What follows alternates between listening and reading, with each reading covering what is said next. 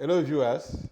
You are welcome to this week's edition of VERITAS Half Hour. VERITAS Half Hour is our weekly television program where we discuss academic excellence and quality formation at VERITAS University, Abuja. My name is Cyril Ole. I'm happy to welcome you to this week's edition. In this week's edition, we'll be taking a look at the e-library, the electronic library at VERITAS University, Abuja, which is on its full capacity now and more still counting. And so today in our studio, we have Enobong Sunday Oton, database librarian who is in charge of the e-library at VERITAS University, Abuja, to speak to us about the e-library in VERITAS and all the other things they do in that department. Thank you for coming to our studio, Mr. Enobong.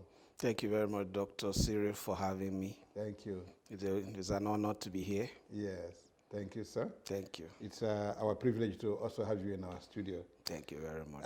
Mr. Enobong has BLS. Okay, that's Bachelor of Library Sciences. Yes. And as well as a Masters in Library Sciences. Yes.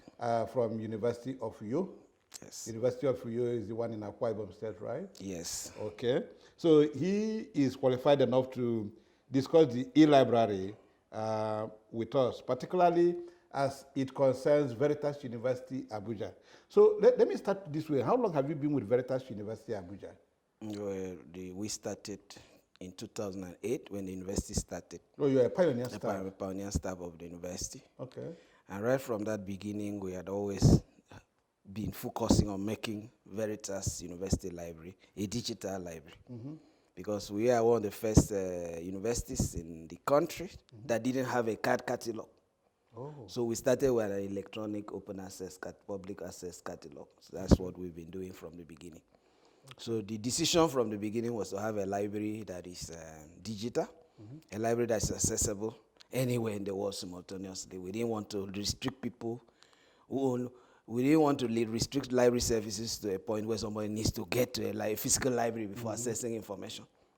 So that has been the vision of the university from the beginning.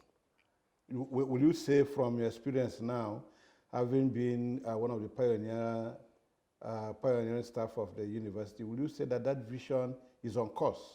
Yes, the vision is on course. I mean the vision to have a library without walls. So yeah, the library without walls vision is very much on course because as we speak, we have at least 2 library platforms. We have Vuna Web, which is the local, the one that is available only on campus. You have to use VERITAS network to be able to access it here on campus. Okay.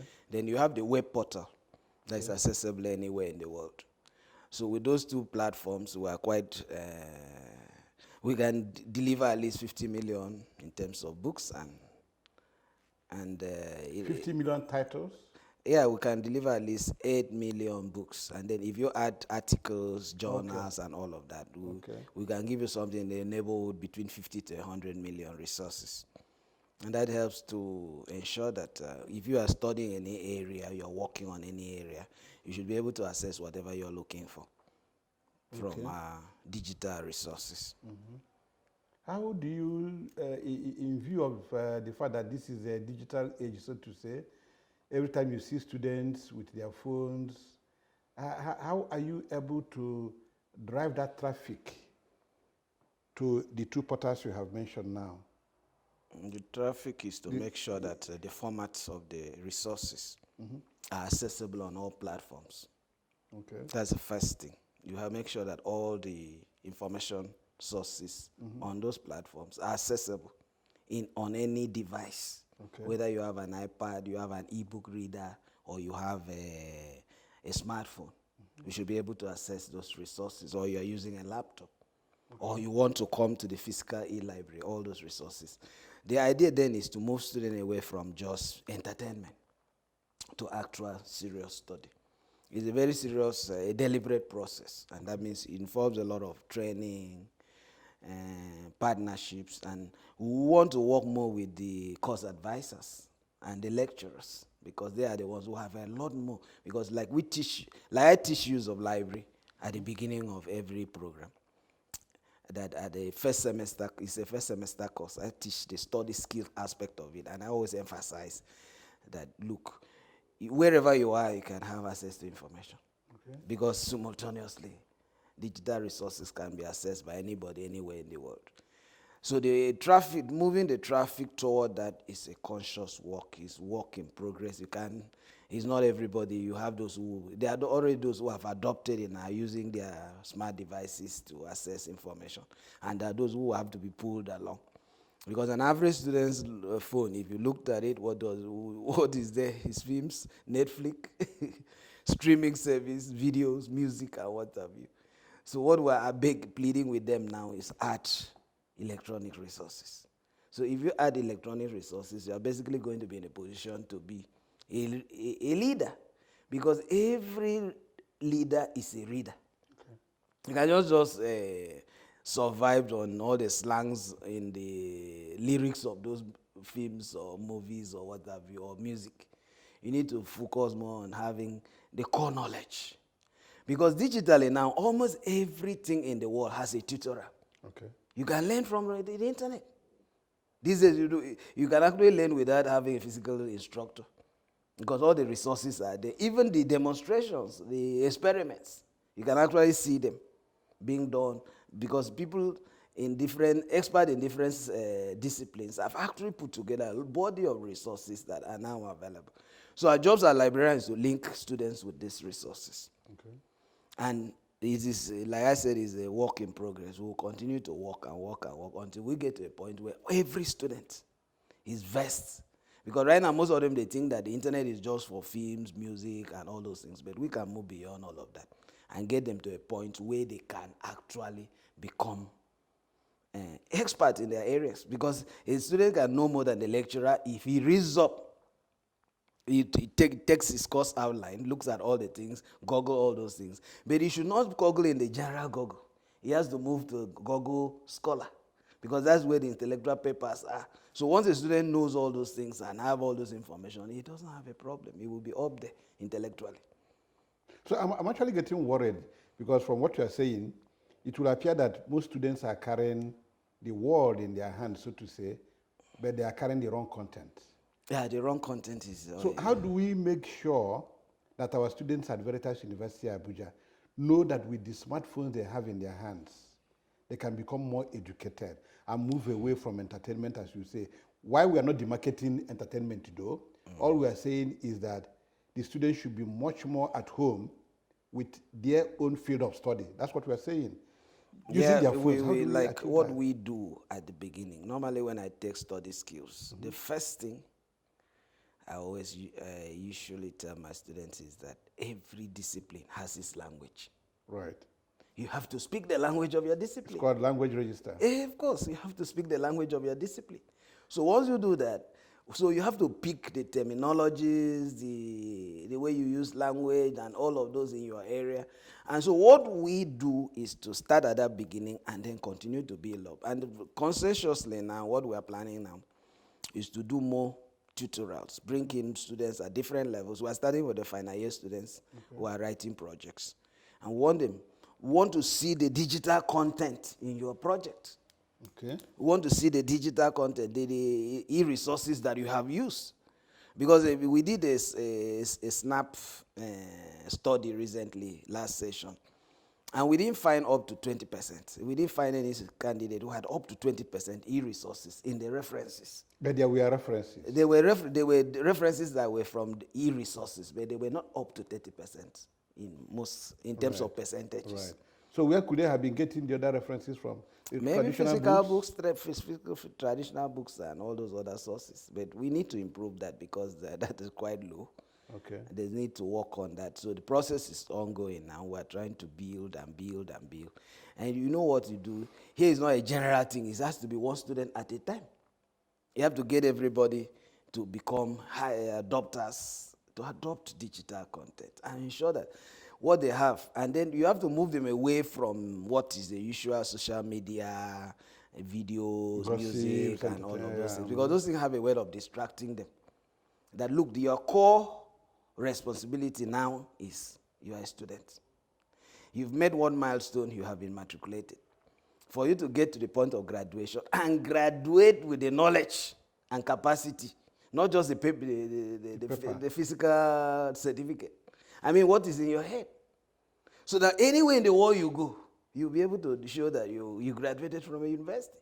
So that process is on, and we're going to take one student at a time, one department at a time, and we'll move up and ensure that every single student knows how to have. Because basically, what is the e-resource? E-resource has to do with the organizing, storing, and showing how those information are retrieved. So we have to show them how to go there, retrieve this information, use this information, and make sure that you don't use unapproved sources in your research publications. We'll take a short break. When we come back, I will continue the discussion with Mr. Nobong. Thank you very much. You're welcome back. We've been talking with Mr. Enobong Sunday Oton, who is the database librarian at Veritas University, Abuja. Before we went on break, you said something about trying to engage course advisors and lecturers as one of the ways to get the students' population keen into the e-library. How do you want to approach that? Yeah, well, we've done part of the training already for the lecturers. Okay. So we're going department by department. Okay. We have to make sure they themselves are using the course advisors and lecturers. Yes, they themselves are using the e-resources. Right. And as they teach or advise their students, they should also direct them toward e-resources.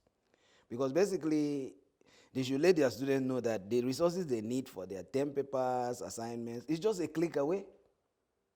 That even if they can't get to the physical library, they can always access those resources wherever they are on campus, because we have a wireless internet access all over the university. Okay. So that makes it easy. So even in their rooms, in their classrooms, wherever, they can always. And then, of course, the library closes at night, but the e-resources does not close does not have an outage period. So it's available all day long, 24/7. Okay. It's always available. Okay. So that's basically, so the point is to continue to encourage the people involved, so that whatever they are doing, the advice they give, especially those who are supervising final year students, okay, they should encourage them to read widely and use more, because we know right now, every day, there are more than 500,000 publications are issued online on a daily basis, whereas about 10,000 to 20,000 are issued on a daily basis in print. So you can see the gap between the digital and print. So what it means is that they should not allow them to be using references that are just too old. Okay. They are current. The currency matters. Current knowledge, the latest information in the area is available online. It's not in a printed paper. It's just like, okay, you are looking for something that just happened yesterday. You probably will find it where? In a newspaper. Mm-hmm. An online website or what have you. Yeah. So that's basically what happens. So they should advise their students, guide their candidates well, so that they can use these resources and ensure that they are always up to date. And that whatever they write, whatever they present is always up to date. Because most times, like when I checked an assignment, the first thing I look at is the reference. When you look at the reference and they're just too old, you say that, look, this study is no more valid. Because the references are all 2006, 2007, 2008, 2000, nothing, you have, okay, maybe only 20% of the references are within the last 10 years. And you know that, you and I know that, in terms of in the sciences, anything after 10 years is out of date. Right. In the social sciences, anything after 15 years is out of date. So that's basically what it is. So the best option is always go back and find whatever you're going to find from the e-resources data platforms. Yeah, I remember I was in the one of the seminars organized for writing research that had Professor Ichuku, the Vice Chancellor, as a major resource person. Yes, sir. He worried so much about, researches, having references and researchers making references to things that happened like 10, 20, 50 years ago, whereas new grounds are being broken. And people hardly, find out that in their own area, there are new grounds. How do you want to let both the lecturers, the supervisors, and the students know that they need to keep in constant touch with events happening in their areas using the e-library, for instance? The best option is that when you even have to be able to check find certain databases which you keep updated. Okay, let me give you an example. In the sciences, there's a particular, in our own Vuna web, there's this particular newspaper called Science Daily. Okay. Every single day, the latest findings, the latest publication in different science, in different aspect of the sciences are published. So every single lecturer in science should do what? He should go there. And then you have, we're not trying to bring in disciplinary platforms because every discipline have their own international portals. Right. So that's part of what the next stage of our development is, to bring those things in. So that when you open, you go to, okay, if you're in political science, you go to political science. You're in economics, you check the economics. What is the latest economic indicators globally? Okay, like in Avuna, for instance, we have the IMF website that gives you current information, current studies, current publications. Many of those papers are actually free. There are some they insist on selling, but most of the others are available and accessible for people in those fields to stay up to date. So for you to stay up to date, you have to find the website, the blogs, and all the other platforms that are delivering content in your area. So that's extremely important. And every specialist should do that. Because you know why? Part of the problem we're having today is that you find that the best research from Africa are actually done by people outside Africa. Oh, you can have a professor who specializes on Nigeria. And what will he do? Every single information about Nigeria, he catalogs them. He stores those information. So even if you wake up at night and ask him for the update of Nigeria, he will give you the current situation in the country. As if you are living in Nigeria. As if he lives in Nigeria. But unfortunately, Nigerian universities are not, maybe because of issues of research funds and all of that, are not doing enough of that. But we need to do that. Because right now, the world is looking for African content from Africans.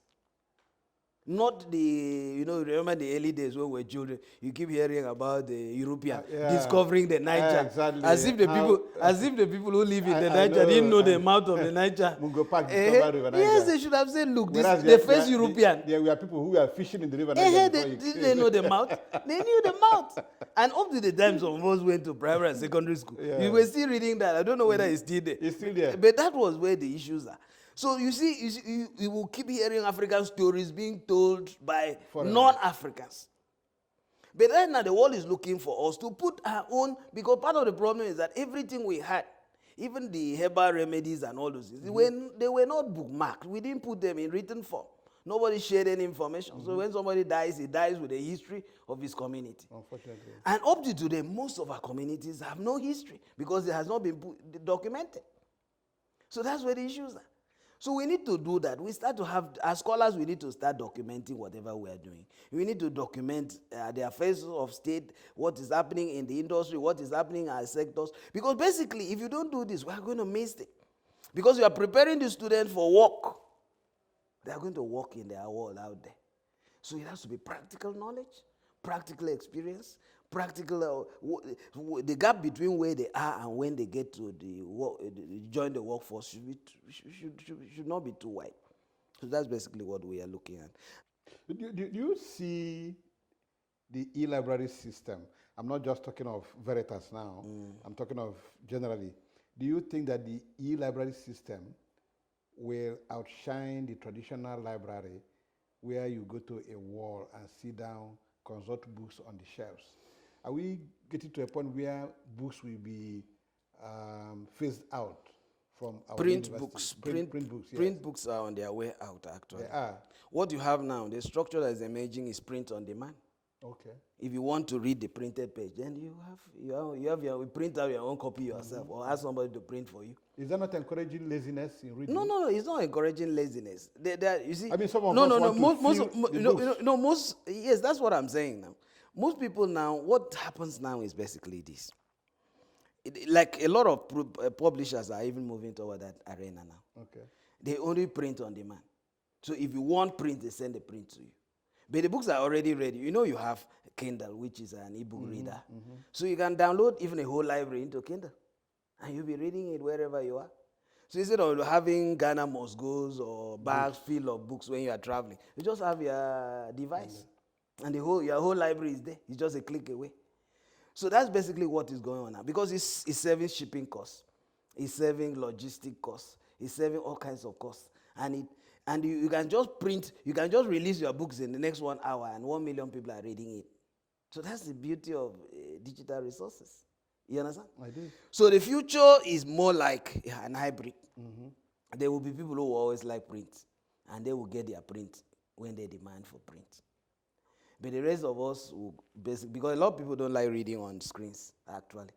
So that is a major factor for especially a few of the older people. But for this digital generation, they are online already, so they will read online. So that's basically what is going to happen. So you have an hybrid system of print and electronic. Right. They will continue to exist together. Right. But what will happen will be a lot more and more people, a lot more books will come first, electronic only. And if you want it, you print. When basically it will be your choice whether you want to read it print or not. So, but the world has moved on as far as the resources are concerned. The world is an electronic world. This is information age. This is the knowledge age. So knowledge is everywhere. And the only way you can keep knowledge that way is if it's electronic. Because if you publish a paper in China at the moment, within a few minutes of that paper being released, it's being read all over the world simultaneously. Unlike if you do print, you have to wait for you know, the man who started Amazon said he started Amazon because he likes to read voraciously. And if the books were taking too long to arrive. So as part of that, he decided, okay, let me just, so he started, okay, can we digitalize these books? So he started the digitalization process. So right now, almost every book is being, even those ones that were in print, effort is being made to transform them into digital source objects. Why? Once they are digital, they exist forever. You know, books are printed, the book can be out of print at some point. Maybe maybe the publisher collapse or all of that. But once something goes up on print, electronic, it will be available. So there are a lot of projects currently going on to even put all the materials that were issued in print in digital form. So that everything you want, even the rare things, okay, like to take for instance, rare manuscripts. People are trying to capture them so that they are available. Because, you know, you can't okay, look at the first copy of the American Constitution. If people go and look at it in the archive where it is, it's in a special compartment and all of that, being preserved and all of that. But right now, even if you want to read that very original, the way it was when it was, you can get it the digital version. So that's how everything works now. So the world has moved on. We won't go back to print only. Because when you look at it, the world has always evolved. In the early days, you started with clay tablets. We moved from clay tablet to animal skin and humans, parchment and all papyrus and what have you. And then finally, the Chinese developed paper. And for almost 200 years, paper was the most prominent writing surface. But the paper age has come to an end. Now we are in the electronic age. And of course, that it makes things much, much easier because you are not going to find yourself struggling with, I have to go to this library to read this particular book. It's almost necessary. So in Veritas University, Abuja, do you have enough space to take students? And when I mean enough space, I'm talking of physical space now. Yes. Where students can sit down, consult, do research through computers, big enough to take some students? Yes, we have the e-library facility, the physical e-library facility is available. It has capacity for about 80 students. At a time? At a time, yes. Okay. And all of them can be there. They can use the computers that are there. They can also come with their own devices. They can download whatever. And we try to make the internet signal to be very strong there so that whatever they need to access, they can access. So that is part of our service. But however, you know that wherever they have wireless internet, wireless internet is available campus-wide. So that helps every student, wherever he or she is within the university, can actually access those content once he has a device. The device can be a computer, it can be a smartphone, it can be an iPad, it can be an iPhone or whatever. But to consult with you librarians, someone has to come to the facility itself. No. There are emails. Okay. The emails on those platforms. Okay, They're the email. librarian@veritas.com, .edu.ng. Okay. Then you have there's a telephone there. Okay. So actually, I was even supposed to consult. Even if you called us at night and need some resources, people have had those kind of experiences. People call, oh sorry, I wanted this and that, you know, and you, of course you direct them what to do. Like someone can go get lost, and they needs to know how to navigate the digital environment and all of that. Then you provide all the information to the person. Okay. You can give him, you can send him a text message or send it to his WhatsApp or all of that. So maybe in the future we may have to open maybe a Telegram group, because which will be large enough, because we didn't want to use WhatsApp because WhatsApp has a limited number of users. So we may open a Telegram group for the library, so that sometimes even if you have difficulties, you just put up your comment. Okay, for emphasis, please call that website. You said you can send your inquiries to what? To contact you? Okay, the email is librarian@veritas.edu.ng. Okay. That's the librarian's email. Okay. And it's always available. Any information sent there will be treated as quickly as possible. Okay. Because that may include users' concerns or difficulties or challenges and all of that. Okay, on that note of optimism, we call it a day here. It's been nice talking with Mr. Nobong Sondoton, who is the database librarian in charge of the e-library at Veritas University, Abuja. We thank you for speaking with us and for enlightening us on the activities of the e-library on campus.